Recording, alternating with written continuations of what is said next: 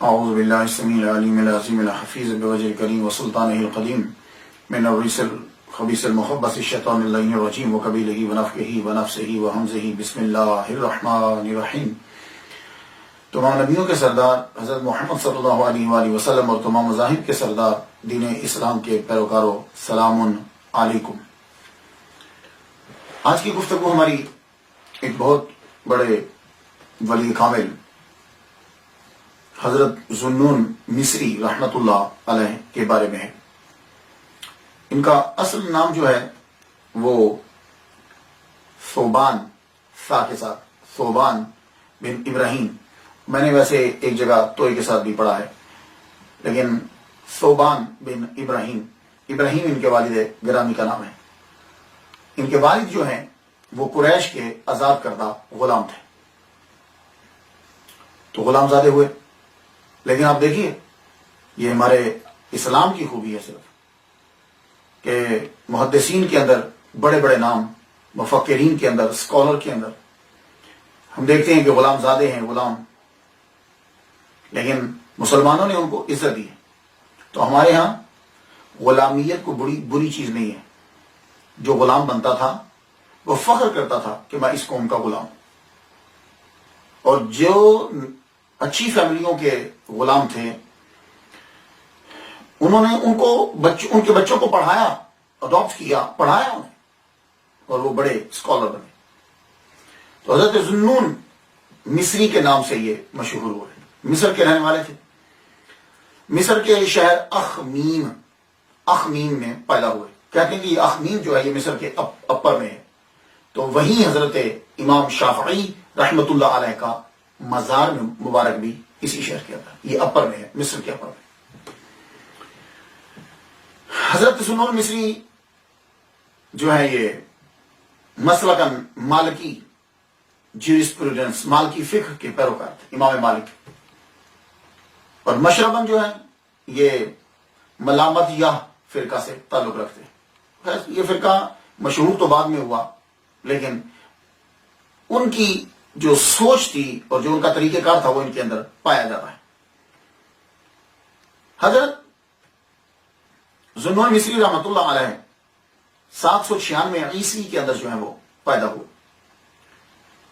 سید شیخ عبد الرحمن چشتی لکھتے ہیں کہ ان کے جو استاد ہیں وہ امام مالک بن انس رحمت اللہ علیہ ہیں، ان سے انہوں نے موطا پڑھی۔ میں نے پھر جا کر سن کو دیکھا کہ واقعی یہ امام مالک کے شاگرد بن سکتے ہیں اگر یہ 796 میں پیدا ہوئے ہوں، اور ان کا وصال مبارک جو ہے وہ 859 عیسوی میں ہوا، تو کیا یہ ان کی ملاقات ہو سکتی ہے؟ تو یہ ذہن میں رکھیے گا کہ امام مالک پھر ان کے استاد نہیں بن سکتے۔ وجہ یہ ہے کہ ان کا وصال مبارک امام مالک کا جو ہے وہ ان کی ولادت سے 1 سال قبل ہو گیا، کیونکہ یہ پیدا ہوئے 796 عیسوی میں، اور امام مالک کا وصال مبارک جو ہے وہ 795 میں ہو گیا۔ تو جو ان کی ولادت سے 1 سال قبل فوت ہو رہے ہیں، وصال پا رہے ہیں، ان کے یہ شاگرد کیسے بنیں گے؟ تو اس لیے یہی وجہ ہے کہ زیادہ تر ہمارے ہاں یہ نہیں دیکھا جاتا سن 1900 یہ تو سن، اصل بات پہ جو ہے وہ توجہ دی جاتی ہے۔ تو حضرت ذوالنون مصری رحمت اللہ علیہ مالکی تھے، ہو سکتا ہے کہ کسی ان کے شاگرد ہوں۔ ذوالنون مصری کے بارے میں لکھا جاتا ہے کہ انہوں نے توبہ کس طرح کی، تو میں یہ لفظ توبہ جو ہے یہ اس سے ذرا اختلاف کرتا ہوں۔ وجہ یہ ہے کہ یہ پہلے ہی علم طب، علم ریاضی، کیمسٹری، اس کے زبردست عالم تھے، اور باقی علوم بھی انہوں نے پہلے پڑھے ہوئے تھے۔ ہاں، آپ یہ کہہ سکتے ہیں کہ ذوالنون مصری رحمت اللہ علیہ تصوف کی جانب کم مڑے۔ ہاں، کوئی ایسا تاریخ کے اندر ہمیں نہیں ملتا کہ ان کی زندگی جو ہے وہ پہلے ذرا کوئی ہٹ کے ہو، یہ ہے کہ تصوف کے اندر نہیں تھے، باقی ان کی زندگی ایک اچھے مسلمان کی طرح گزار رہے تھے۔ تو تصوف میں یہ کس طرح پلٹ کرا؟ تو یہ گفتگو کرنے سے پہلے میں 2 چیزوں پر اپنے سامعین کو، سننے والوں کو اور ناظرین کو، دونوں کو 2 چیزیں بتانا چاہتا ہوں۔ ایک تو ان کا نام جب ثوبان ہے تو ذوالنون کیسے پڑا، اور یہ ذوالنون کا میننگ کیا ہے، اور دوسرا جو ملامت یا فرقہ ہے یہ ہوتا کیا ہے، یہ ملامت ہے کیا؟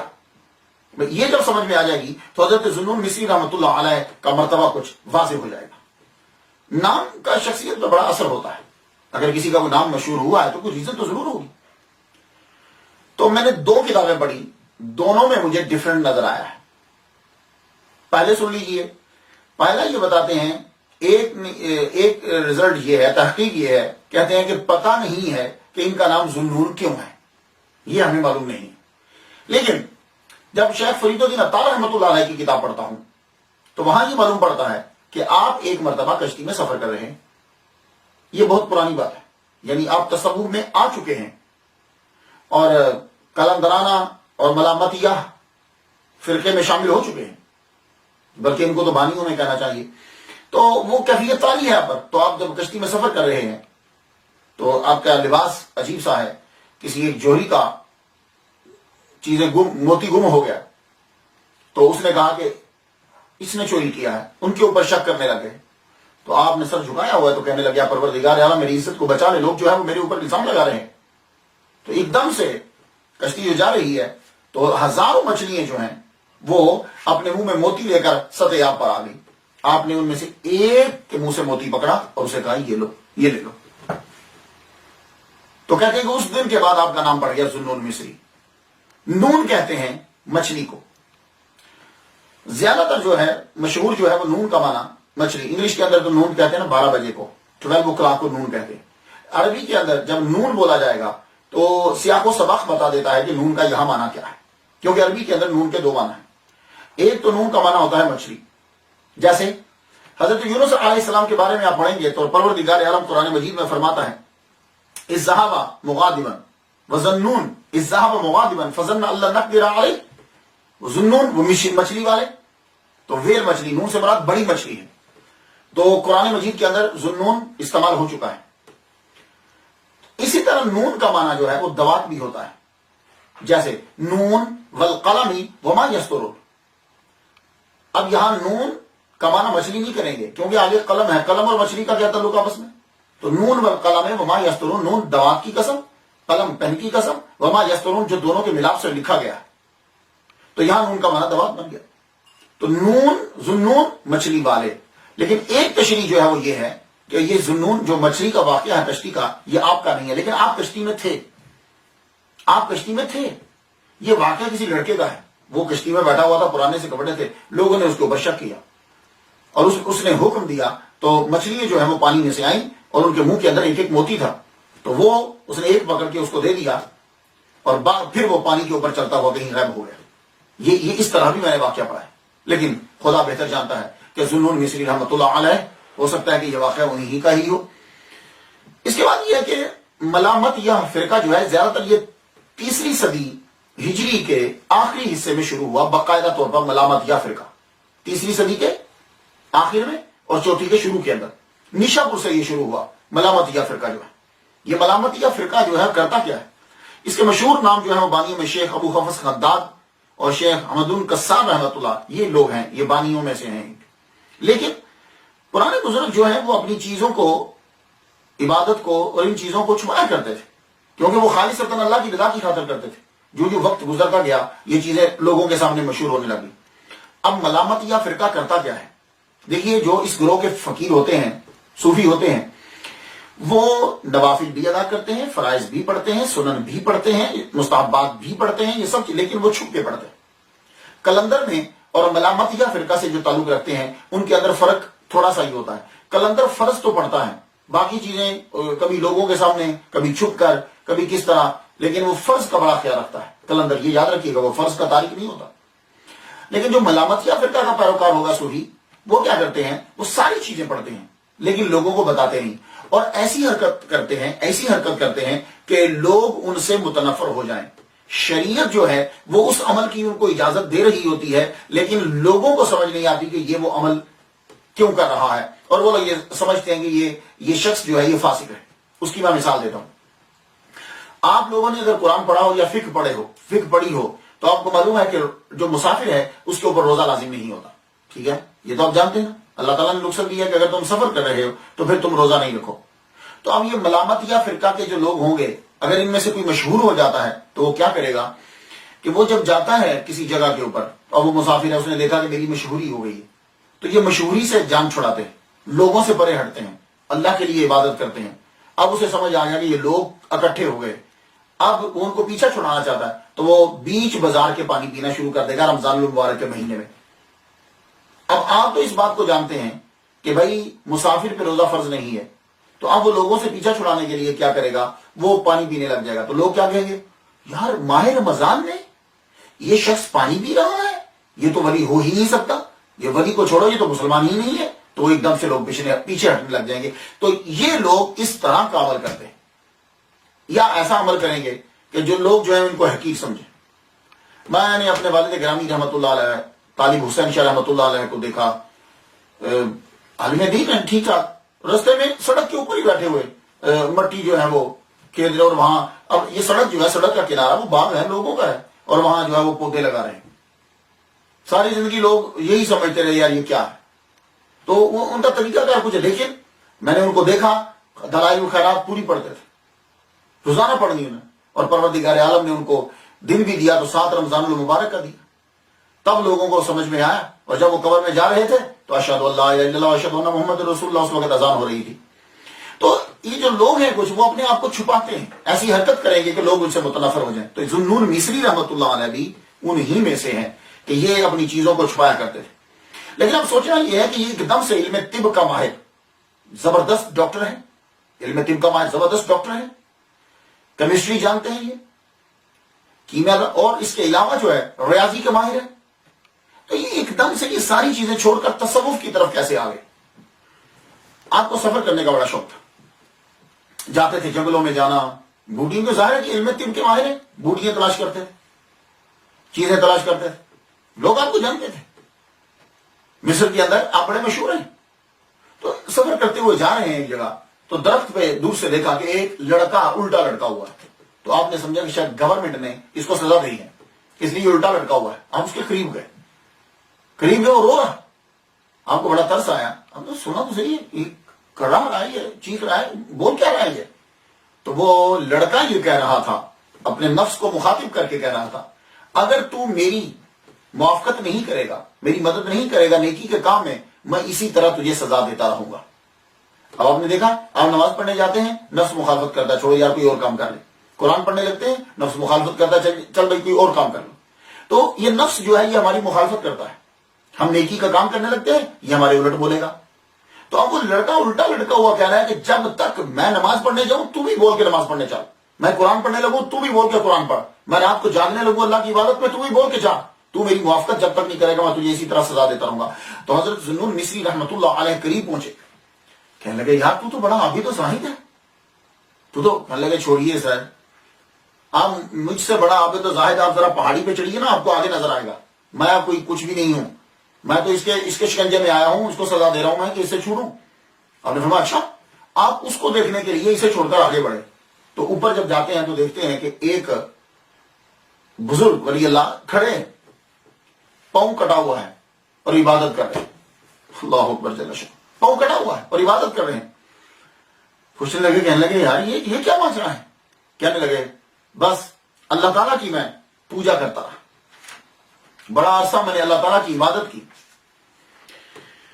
ایک دن کیا ہوا کہ ایک عورت لڑکی جو ہے وہ گزری، میری نظر اس کے اوپر پڑ گئی، میری نظر پڑی، میں اس کے پیچھے چل پڑا.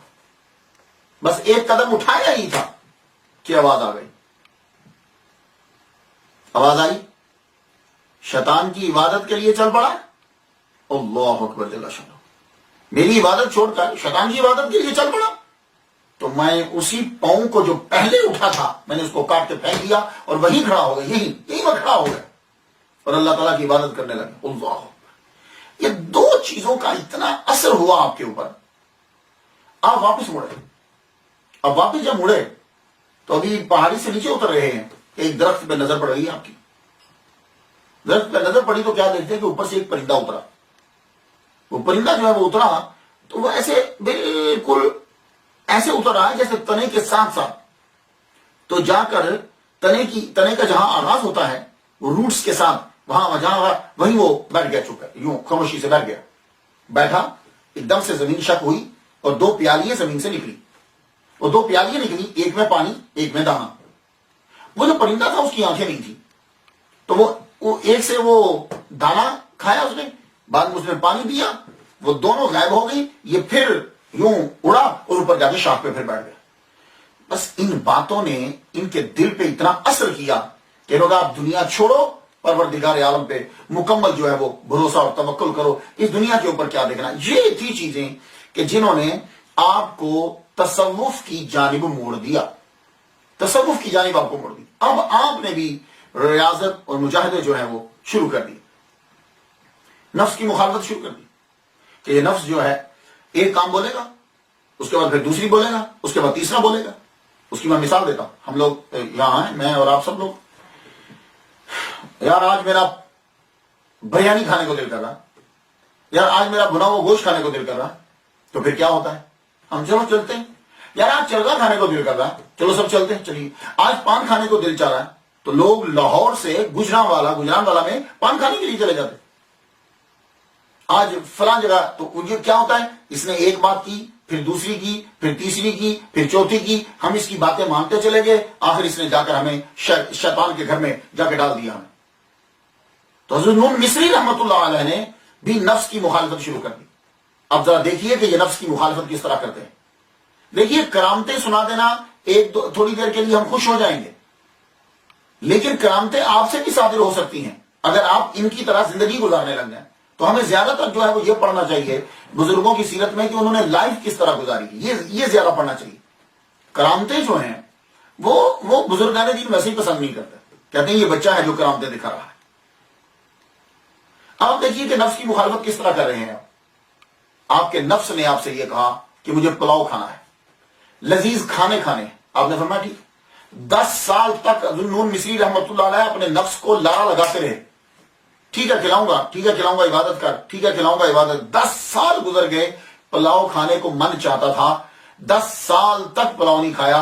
عید کی رات آ گئی، بڑی خواہش اٹھی کہ میں کوئی لذیذ کھانا جو ہے وہ کھاؤں۔ نفس نے بھی کہا چلیے آج تو کھلا دیجئے، عید کی وجہ سے ہی کھلا دیجئے۔ کہنے لگے ٹھیک ہے، اب دھیان دیجیے گا، یہ چیز ہے جو ہمیں سیکھنا ہے۔ کہنے لگے ٹھیک ہے، کھلاتا ہوں تجھے میں پلاؤ، کھلاتا ہوں تجھے لذیذ کھانے۔ تو اس طرح کر، یہ جو رات ہے نا، جو صبح عید ہے، تو یہ ساری رات 2 رکعتوں میں قرآن مجید پورا پڑھ دے۔ آپ نے بیٹھ کر، آپ نے 2 رکعت کے اندر پورا قرآن پڑھ دیا۔ ابھی اس نے صرف پلاؤ کھایا 10 سال کے بعد، تو پورا قرآن پڑھ دیا۔ تو کہا، نفس بولا اب تو لے آؤ، اب تو مجھے کھانے دو، کچھ کھلاؤ مجھے۔ کھانے لگے، آپ بیٹھے ہی ہیں کہ آپ نے ایک دم سے ہاتھ کھینچ لیا۔ فرمایا کہ آج اس کی بات مانی، یہ پھر آگے لے جائے گا۔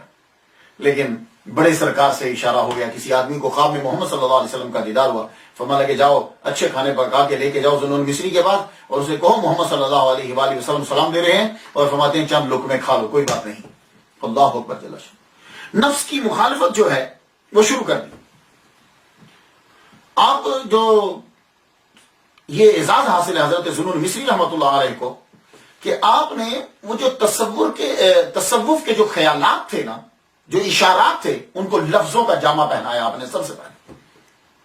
یہ بعد میں آ کے جو ابن عربی کا آپ کلام پڑھتے ہیں، ان کی کتابیں آپ پڑھتے ہیں، آ کر باجید بستامی رحمۃ اللہ علیہ کی پڑھتے ہیں، یہ ان کے جو جملے آپ پڑھتے ہیں نا، منصور حلاج، یہ جو تصوف کے اشارات تھے، ان کو سب سے پہلے لفظوں کی شکل جو ہے وہ انہوں نے عطا کی۔ آپ کا مرتبہ اتنا ہائی تھا کہ مصر کے لوگ جو ہیں، ایجپٹ کے، وہ آپ کی باتوں کو سمجھ نہیں پاتے تھے۔ تو نتیجہ کیا نکلتا تھا؟ وہ آپ کو کہتے ہیں یہ زندیق ہے، دائرہ اسلام سے خارج ہے۔ وجہ یہ ہے کہ وہ اس مرتبے پر نہیں ہے کہ وہ اس جملے کو سمجھ پائیں۔ تو جب آپ کو زندیق قرار دے دیا گیا، تو آدمی کا جو دشمن جب بڑا ہوتا ہے نا، تو سمجھ جایا کرو وہ بندہ بھی بہت بڑا ہے۔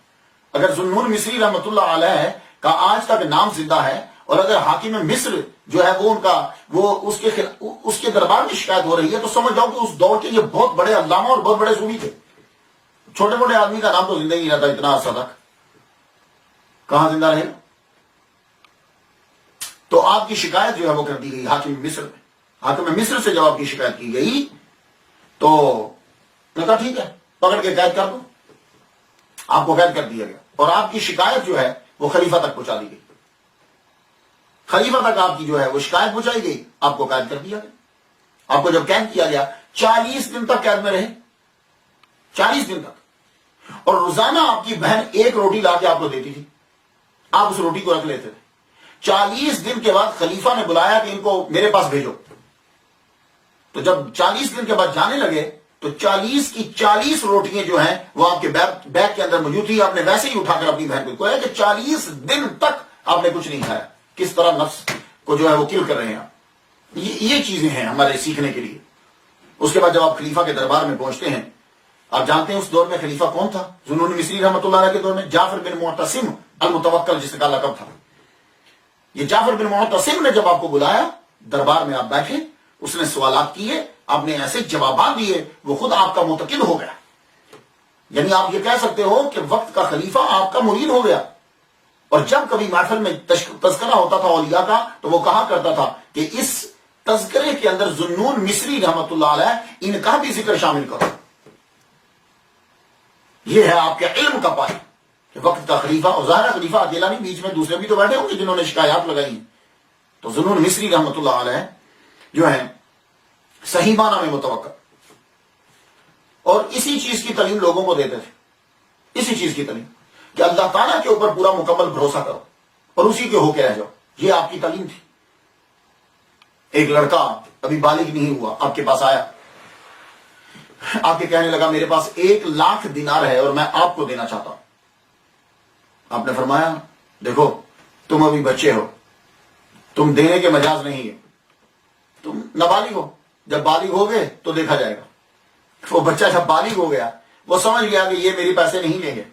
اس نے 1,00,000 دینار فقراء پہ تقسیم کر دیا اور آپ کی آ کے مریدوں میں شامل ہو گیا, اور آ کے کہنے لگا حضور میں آپ کا مرید بن کے رہنا چاہتا ہوں. مرید بن کے رہنے لگے, لیکن کچھ عرصہ گزر گیا تو آپ کو دیکھو جو فقراء جو ہوتے ہیں نا, ان کی حالت جو ہے وہ اختیاری ہوتی ہے, یہ خود پسند کرتے ہیں اس حالت کو. اس نے یہ سمجھا کہ میرے پیر آج کل بڑی مشکل میں ہے, ان کو بڑی ضرورت ہے پیسوں کی. تو ایسے ہی قریب آ گیا, کہنے لگا حضور میں آپ کی حالت دیکھ رہا ہوں کہ آپ ضرورت مند ہیں, یہ اتنے فقراء اور یہ اتنے مریدین سب آپ ان کو کھلاتے ہیں, آپ کے پاس کچھ نہیں ہے. کاش کہ میرے پاس آج پیسے ہوتے. تو حضرت ذوالنون مصری رحمۃ اللہ علیہ سے کہنے لگا کہ میں آپ کی نظر کر دیتا. آپ سمجھ گئے ابھی تک یہ فقراء کے مقام کو نہیں سمجھا. فرما لگے جاؤ فلاں دوا لے کر آؤ, فلاں چیز دوا خانے سے لے کر آؤ. لے کر آئے, کہا اس کو ذرا رگڑو. پھر کہا کہ اس کو زیتون کے تیل میں ملا کے میرے پاس لے آؤ, اس کی گولیاں بنا کے 3 گولیاں بنانا, اس کی 3 گولیاں بنا کے لائے. آپ نے اس کے اندر سراخ کیا, کلام پڑھا, پڑھنے کے بعد پھونکا, فرمایا یہ لو پکڑو. پکڑا تو وہ تینوں کے تینوں یاقوت بن چکے تھے. فرمایا لگے جاؤ تم اس کو نہیں پہچانو گے, جاؤ جوہری کے پاس چلے جاؤ اور جا کے اس سے پوچھو کہ ان کی پرائس کتنی ہے, ان کی قیمت کتنی. جوہری کے پاس جب لے کے گئے تو جوہری نے جب دیکھا تو حیران ہو گیا. کہنے لگا اس کلر کے یاقوت جو ہیں وہ تو نایاب ہیں. یاقوت کا کئی کلر ہوتے ہیں, اس کلر کا جو یاقوت ہے, روبی جو ہے یاقوت ہے, وہ تو نایاب ہے. میں تمہیں 1,000 دینار دیتا ہوں اس کے کلر کی وجہ سے. تو مرید نے کہا میں آتا ہوں پوچھ کے, تو آگے جواب دیتا ہوں آپ کو, میں اپنے مالک سے پوچھا. تو وہ تینوں یاقوت واپس لائے. کہنے لگے حضور ان کے 1,000 دینار وہ دے رہا جوہری. فرمانے لگے اس کو پانی میں ڈال دو, پھینک دو. پھینک دیا. کہا بس تجھے میں یہی بتانا چاہتا تھا, مجھے پیسوں کی ضرورت نہیں ہوتی فقراء کو. اللہ اکبر, اللہ پہ بھروسہ کرو. اب اسے فقر جو ہے وہ سمجھ میں آیا. تو خواتین و حضرات, یہ ولی اللہ ہوتے ہیں.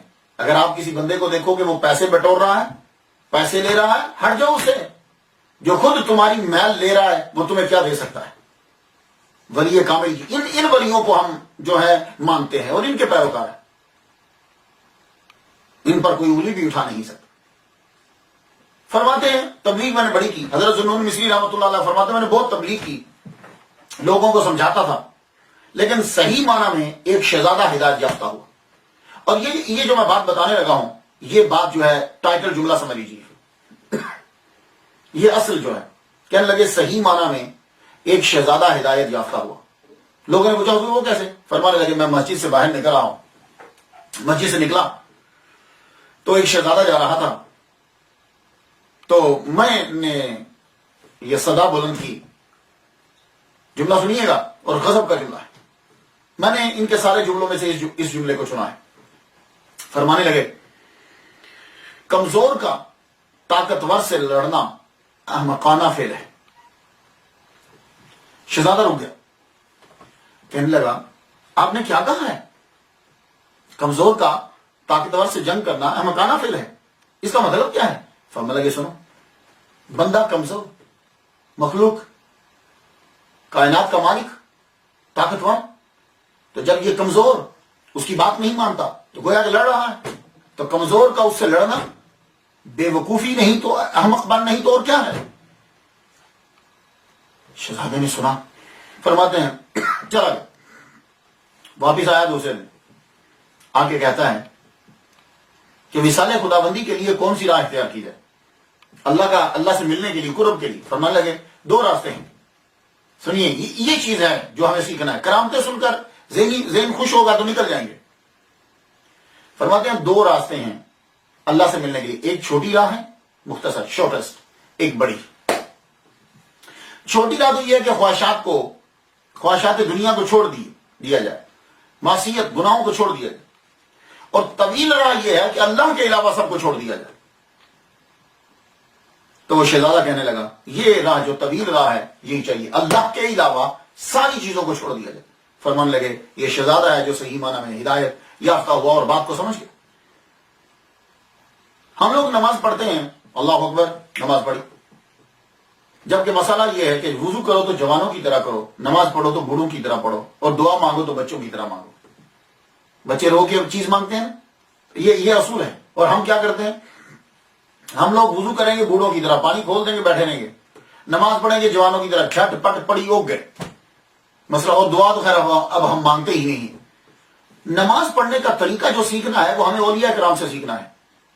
جب ہم نماز پڑھنے جاتے ہیں، یقین جانیے، اگر آپ برا نہ مانے تو میں اتنا جملہ بول دوں کہ مسجد کو ہم نے اپنے آفس سے بھی کم تر سمجھا ہے. جملہ برا ہوگا، لوگ غصہ کریں گے، لیکن حقیقت یہی ہے. آپ پوچھیں گے وہ کیسے؟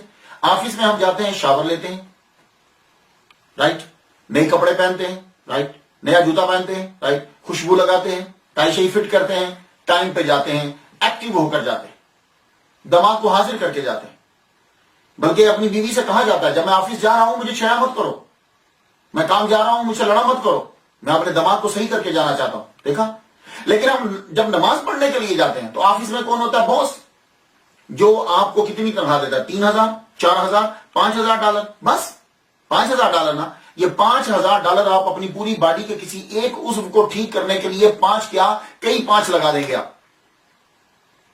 تو آفس میں جب ہم جاتے ہیں تو ایکٹیو ہو کے جاتے ہیں. اور اللہ وہ ساری کائنات کا مالک و خالق ہے. جب ہم نماز پڑھنے کے لیے جاتے ہیں سلیپنگ ڈریس میں، خدا قسم سلیپنگ ڈریس میں چلے جاتے ہیں، سلیپنگ ڈریس میں. لیکن میں نے بزرگوں کو دیکھا ہے، میرے والد گرامی طالب حسین شاہ رحمۃ اللہ علیہ، سرما لگاتے، کنگھی کرتے، بہترین پگڑی پہنتے، اس کے بعد پھر آپ نماز پڑھنے کے لیے خوشبو لگاتے، اللہ کی بارگاہ میں کھڑا ہونا. ذوالنون مصری رحمۃ اللہ علیہ نماز کے لیے کھڑے ہوتے تو کیسے کھڑے ہوتے تھے؟ سن لیجئے گا. اور یہ کیفیت جو ہے یہ بالکل ہمیں اپنے اوپر طاری کرنا ہے. اب کیا عرض کرتے؟ نیت کرتے وقت اللہ سے عرض کرتے تیری بارگاہ میں حاضری کے لیے کون سے پاؤں لاؤں اور کون سی آنکھوں سے قبلے کی جانب نظر کروں، کون سی زبان سے تیرا بھید بتاؤں اور تعریف کے کون سے الفاظ بولوں. لہذا مجبوراً حیا کو ترک کر کے تیرے حضور حاضر ہوا ہوں. میں آسان کرتا ہوں اسے، میں کچھ تھوڑا سا، یعنی آپ جب اللہ کی بارگاہ میں کھڑے ہو رہے ہیں تو کہتے ہیں کہ یہ میرے پاؤں اس قابل نہیں ہے کہ تیری بارگاہ میں آئے. تو ساری کائنات کا مالک ہے، یہ پاؤں اس قابل نہیں، یہ نظر اس قابل نہیں ہے کہ تیرے گھر کی طرف دیکھے. تیرا گھر بلند اور پاک ہے اور یہ نظر پاک نہیں ہے. اور یہ زبان اس قابل نہیں ہے کہ تیری تعریف کرے، تیری معرفت کو بیان کرے. الحمدللہ رب العالمین الرحمن الرحیم، اس قابل نہیں ہے یہ زبان. اور پھر میرے الفاظ جو ہیں، میں تیری تعریف کرنا چاہوں تو میرے پاس الفاظ ہی نہیں ہیں، کیونکہ وہ الفاظ اتنا مرتبہ نہیں رکھتے جتنا مرتبہ تیری حمد. وہ حق ادا ہی نہیں کر سکتے، وہ ان معانی کو ادا ہی نہیں کر سکتے. تو اے اللہ، پھر میں نے ساری چیزوں کو چھوڑ دیا. مجھے شرم آتی ہے ان پاؤں کے ساتھ، اس زبان کے ساتھ، ان لفظوں کے ساتھ، لیکن کیا کروں؟ پھر شرم کو میں نے بلائے طاق رکھا، عبادت کو کہ تیرا میں بندہ ہوں، تو میرا اللہ ہے، تیری عبادت جو ہے وہ مجھ پہ لازم ہے، تو میں نے عبادت. یہ کیفیت جب طاری ہو جائے گی تو یقین جانیے کہ وہ نماز بھی پھر آپ کے لیے دعا کرتی ہوئی پروردگار عالم کی طرف بڑھے گی کہ اس بندے نے حق ادا کر دی. ہماری نماز اسی طرح کے خیالات و حالات و کیفیات سے شروع ہوتی، کیا نہیں ہوتی؟ اللہ اکبر، نماز کے اندر پتہ نہیں کتنے خیالات ہوتے. اور عاجزی و انکساری اللہ تعالیٰ کو بڑی پسند ہے، اور یہی ذوالنون مصری رحمۃ اللہ علیہ ہمیں بتلاتے ہیں. ذوالنون مصری رحمۃ اللہ علیہ کے دور کے اندر ایک بندہ تھا، وہ خود کو کہتا تھا میں اللہ کا دوست ہوں. آپ ایک دن اس کی اجازت کو گئے، فرمانے لگے جو خود کو کہے کہ میں اللہ کا دوست ہوں وہ اللہ کا دوست ہے ہی نہیں ہے. یہ یاد رکھنا، اللہ کا دوست خود کو نہیں کہے گا میں اللہ کا دوست ہوں، وہ خود سے نہیں بولے گا. یہ عاجزی و انکساری. اور آج کل ذرا کسی کو خواب آ جائے وہ بتانا رہا ہوتا ہے، رات کو مجھے خواجہ معین الدین صاحب ملے، رات کو مجھے داتا صاحب ملے ہیں، لوگوں کو بتلا رہا میں اتنا کچھ کرتا ہوں. نہ نہ نہ، اولیاء کرام کے اندر یہ چیزیں ہوتی ہی نہیں. اور حضرت ذوالنون مصری رحمۃ اللہ علیہ فرماتے ہیں وہ مختار ہے، جب چاہے جس پہ چاہے نظر کرم فرما دے. اس لیے رب تعالیٰ سے تعلق کو جوڑے رکھو، اس سے اپنا تعلق توڑو مت، اس سے تعلق جوڑے رکھو، کبھی نہ کبھی وہ نظر کرم کر دے گا. میں نے امریکہ میں اکثر لوگوں سے یہ کہا آؤ یار نماز پڑھتے ہیں مسجد کے اندر. بولے نہیں صاحب ہم گناہ گار ہیں. ہم کہاں مسجد میں ہیں؟ اچھا. ذوالنون مصری رحمۃ اللہ علیہ کی بات سن لیجیے. کہنے لگے کہ میں سفر کرتا ہوا، دوران سفر میں سردیوں میں ایک جگہ پہنچا کہ جہاں برف باری ہوتی، وہ برف نے ساری چیزوں کو ڈھکا ہوا ہے. اور وہاں جس جگہ میں پہنچا وہاں وہ آتش پرست ہے، آگ کا پجاری ہے. 40 سال سے وہ آگ کی پوجا کر رہا ہے. شاید اس کا یہی عمل ہوگا کہ جب برف پڑتی تو وہ برف پڑی ہے اور دانے بکھیرا برف کے اوپر. میں نے اسے پوچھا یہ کیا کر رہے ہو؟ کہنے لگا سردیوں کے اندر جب پرندے آتے ہیں تو دانے کھانے کو نہیں ملتے، دانے کھانے کو نہیں ملتے، تو میں نے دانے بکھیر دیے پرندوں کو تکلیف نہ ہو، جو یہاں سے گزرے وہ دانے کھا کے جائیں. تو ذوالنون مصری رحمۃ اللہ علیہ کہتے ہیں کہ میں جب خانہ کعبہ کا طواف کر رہا تھا ایام حج میں نے اسی آتش پرست کو جو آگ کا پجاری تھا میں نے اس کو خانہ کعبہ کا طواف کرتے ہوئے دیکھا. اللہ اکبر جل شانہ. طواف کرنے کے بعد وہ میرے پاس آیا، آ کے کہتا ہے مجھے پہچانا؟ میں نے کہا ہاں تجھے پہچان لیا. کہنے لگا دیکھا اس کا کرم، اس دانے بکھیرنے کی وجہ سے اس نے اتنا کرم کیا مجھ پر کہ مجھے اسلام دے دیا، ایمان دے دیا مجھے. تو حضرت ذوالنون مصری رحمۃ اللہ علیہ اللہ سے عرض کرتا ہے یا اللہ صرف پرندوں کو دانا دینے کی وجہ سے اتنا عظیم احسان کر دیا کہ اسلام دے دیا، ایمان دے دیا. تو حضرت مصری رحمۃ اللہ علیہ کو آواز آئی سنو ہم مختار ہیں، جس پہ جب چاہیں جتنا چاہے کرم کر دیں. اللہ اکبر. اس لیے ہمیں نیکی کرتے رہنا چاہیے، اپنا تعلق رب تعالیٰ سے جوڑے رہنا چاہیے. حضرت ذوالنون مصری رحمۃ اللہ علیہ ادب انتہا درجے، عبادت، یکسوئی، خشوع و خضوع. اللہ اکبر. تو بتائیے اس کے بعد آپ سے کتنی کرامتیں صادر ہوئی ہوں گی بے تحاشا. لیکن ہمیں ان کی سیرت کو دیکھنا ہے. میں ایک بات بتلا دیتا ہوں جس سے آپ کو اندازہ ہو جائے گا. آپ کی جو بہن ہے ایک دن قرآن مجید کی آیت تلاوت کر رہی ہیں وَزَلَّلْنَا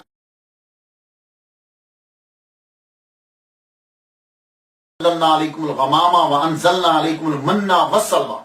یہ آیت تو سنی نا ہم نے کہ اللہ تعالیٰ فرماتا ہے کہ ہم نے بنو اسرائیل کے اوپر من و سلوہ اتارا. من سلوہ وہ شبنم کے چھوٹے چھوٹے قطرے، وہ شہد کے طرح میٹھے ہوتے، اور وہ بٹیرے ٹائپ کا ایک پرندہ سا یا تھوڑا سا بڑا اسے وہ آ جاتا تھا، تو من و سلوہ اسے کہتے ہیں.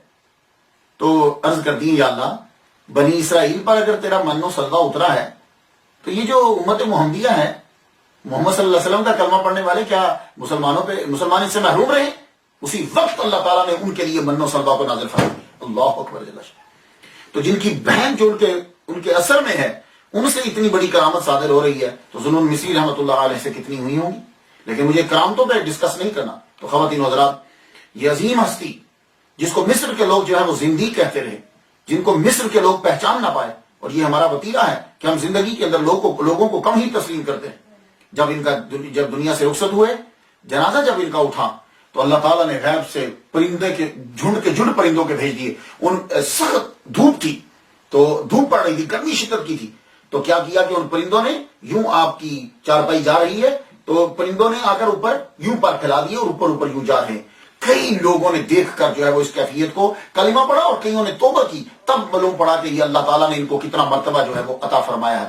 تو جب یہ ان کا جنازہ جا رہا ہے تو مسجد کے قریب سے گزرے تو مؤذن اس وقت اذان دے رہا تھا، اشہد ان لا الہ الا اللہ. جو ہی اس نے اشہد ان لا الہ الا اللہ کہا اور آپ نے یوں کفن سے ہاتھ باہر نکال کے انگلی کو کھڑا کر دیا. اشہد اللہ الہ الا اللہ. یہ دیکھیے یہ انگلی ضرور کھڑا کیا گیا. حضور صلی اللہ علیہ وسلم کی حدیث مبارکہ ہے کہ جب آدمی اشہد اللہ الہ الا اللہ پہ یوں کرتا ہے تو یہ شیطان کو یوں پڑتی ہے جیسے استاد چھڑی نہیں مارتا اسٹوڈنٹ کو, یہ شیطان کو یوں پڑتی. اس لیے اس کو کھڑا کیا کریں اشہد اللہ الہ الا اللہ.